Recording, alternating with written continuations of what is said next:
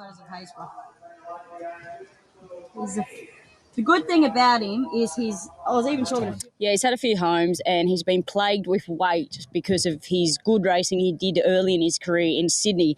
Every start he had for his priced stable in Queensland, he started quite short in the market and then he was always adrift out and raced accordingly. So you've got to keep him safe in some sort of way, but he needs to sort of show something more. Horse number 2, Sempronte, trained by Corey and Kylie Guerin. And Corey Sutherland takes off 3. Yeah, this horse really races well when he gets a claim, so they've elected to put a 3-kilo claimer on today.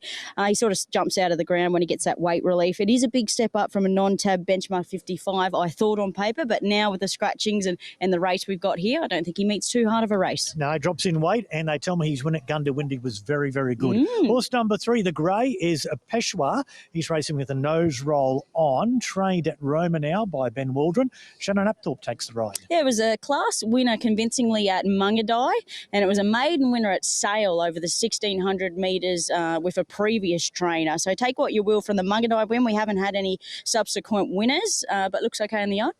Koruto, number 4, it looks well also. The 6-year-old has had 2 runs back from a spell now, trained by Tom Dougal. And Carl Zeckner's looking for a winning treble. Yeah, and you've got to respect the stable as well, Tom Dougal. His run was okay at Toowoomba last start behind Forever Volo. He did his best work late. He's just looking for that little bit more ground. He gets that today, and he resumed after nearly I think it was more than a year off. And what he did, well, he trialled up nicely in an open heat before resuming this preparation. I think it's just been a matter of getting him fit. Horse 5, Scenic Rim, looks like a very fit racehorse. He's a 6-year-old now, Diane Murphy and Jackson Murphy combined. He just weakened out of it badly when he had a friend with him on speed last start. If he gets it uncontested, he kicks on. Number 7, Kiki Coco. This is where the money's been last night and this morning, trained by Rochelle Pereira, and Olivia Webb takes a ½ kilo off. Now, it's a little bit like sliding doors, because I said the same with the same stable, Rothero SG. They struggle to put 2 good runs together, but she's a lovely mare. She went to the line untested last start. She was blocked for runs everywhere she went. You often see horses remedy that their next start, and there isn't any horses in here that have been beaten just over 5 lengths behind a horse called Brigantine on a Saturday. Good form lines. The 8 recently too. Okay. 8 is an achiever lad. Now he's second up today for Pat Webster and Alicia Donald. He looks well. He looks fantastic. He's got a sticky draw, but he gets to a desirable trip now second up, and he's a winner second up previously. Number 9, Squeezed This mare, winkers go on for the first time for Amanda Park and Nozi Tomozawa. Yeah, gets her winkers for the first time. They'll need to improve her. Number 10, the stablemate, is Tuscany Bound, being ridden by Kenji Yoshida. Plenty of gear changes, and from what I saw of him 3 starts ago at Chinchilla, he was racing a little bit like there might have been an issue. And the last one into the yard was Gertie Gower for Corey and Kylie Guerin. Landon Sykes takes the right. He takes off 1. And it wasn't beaten far. It was beaten actually just under a length behind their other runner in this, which they said was impressive. So give it some chance. Okay, they're on the track. 2 minutes of betting time left for the lucky last here at Dalby. Kiki Coco, when markets went up on Sunday afternoon, $16. That was with Lucky being in the race, so there'd be a little deduction when he came out. And my quickly roughie firmed into $6. Now is our favourite at $2.60. So she's a real good go. I had her on top yesterday. I can't change. I don't know if there's value there at $2.60, but let's follow the money. And she had no luck last start. So 7 on top for me over 5. Scenic Rim, looked well, fit racehorse. Then I'm going to go the 4, Koruto, who I think is improving with fitness. And I thought he looked well on the yard. And then number 3, the grey Peshwa. I'm going 7, 5, 4 and 3. Kian, thanks your for top that. numbers. Yeah, thanks for that, Damo. I'm 7, 3, 8 and 4 with Kiki Coco as well. The price is a little bit sort of, you're not sure, but maybe the best horse in the race, and recent form is good form. So she's on top for mine. 7, 3, 8 and 4.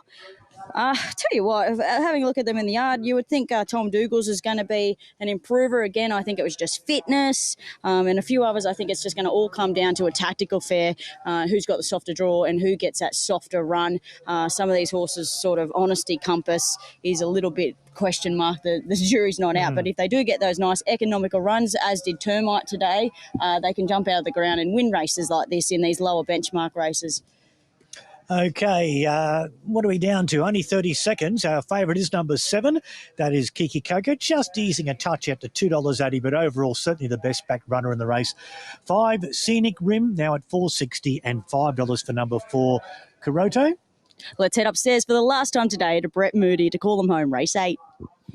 With Kiki Coco, because we had Cabrinella and Rothero SG both heavily supported, but Kiki Coco has been the equal of those.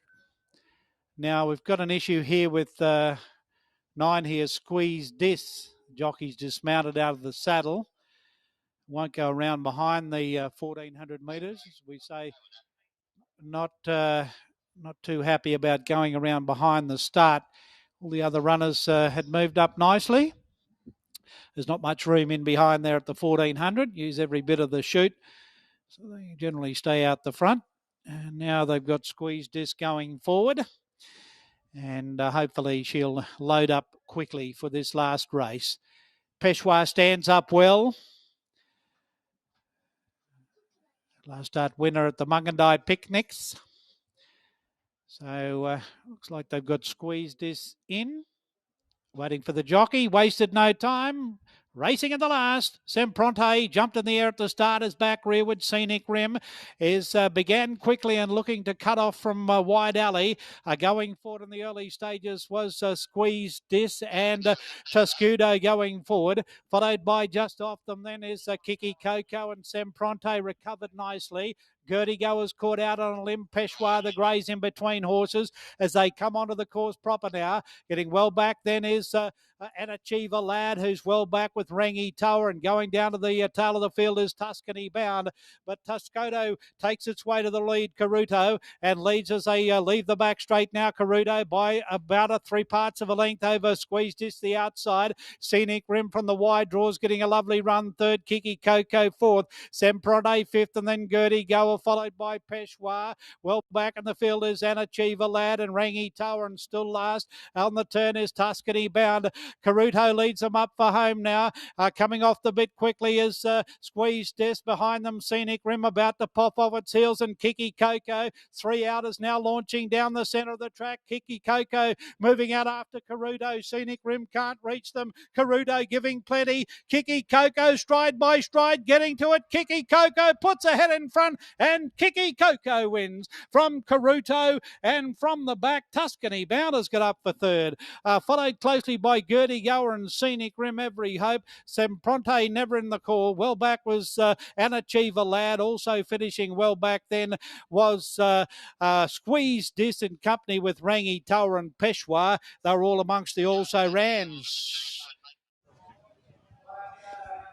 Oh, she's a little beauty, Kiki Coco. Nice economical ride there from Olivia Webb, and it's a mare she's had a great affiliation with, and she certainly runs well for her. $2.90, $1.60. Koruto, much improved run now with fitness. Did it at both ends as becoming the eventual leader, sort of mid-race, $1.80. Tuscany Bound's boxed on for third at big odds there. You're going to have a big odd exotics either way it went, I think, Damien. We are awaiting that photo for fourth. There was a bit of carnage as well. Down in the numbers, Gertie Goer was just busting and sweating on a run, so keep that one safe in your black book. Never saw daylight, but 7, 4 and 10, Damien. Yeah, and Amanda Park's other horse in the race is in prominent, I think, in the photo for fourth. That Squeeze This. But, yeah, lovely ride by Olivia Webb. Jumped the horse out. She was the fastest to get out of the gates, Kiki Coco. Then she just sat one by one, waited to the top of the straight. There's been some very nice wagers landed on this horse. We've said it a couple of times. Big odds bet when the markets first went up. Even $5.50 this morning. They went pounce. $2.90 on start time. Lovely ride. Olivia Webb, she's riding well. Winning treble Saturday night in Toowoomba. She continues to good form here.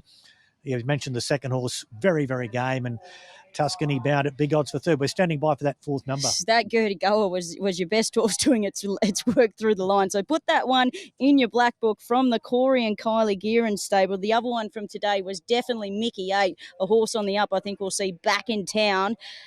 Now, Damien, Paul Joyce. Yes. Our Paul Joyce. Queenslander Paul Joyce. He's got a horse running in the Darwin Cup for those who are going to tune in later. It's going to run at 5 minutes past 6 Queensland time, and it's called He's the Ultimate. It's been $13 into $9. I assume that's all of Joyce's money. Playing up his winnings from well, yesterday. he does live on a canal at Broadbeach, so, Yes, you know, yeah. I would assume he's had some sort of a wager on it, and that's from the Baxter Thoroughbreds team. So wishing them all the best today in the Darwin Cup and the other horses, trainers and jockeys. Now. Where would you think he might be around 5 o'clock on a Monday with the horse running in about an hour's time? He'd be at the Crab Pot for sure. Okay. I'm not sure which one. I think the Broadbeach Tavern's his Crab Pot. He's because not at home looking after the kids? You know why they call it the Crab Pot, Damien? No, I do not. It's easy to get in and it's hard to get out. Okay, makes sense. So all the best to you, Joycey, and everyone else contesting for the 2023 Darwin Cup.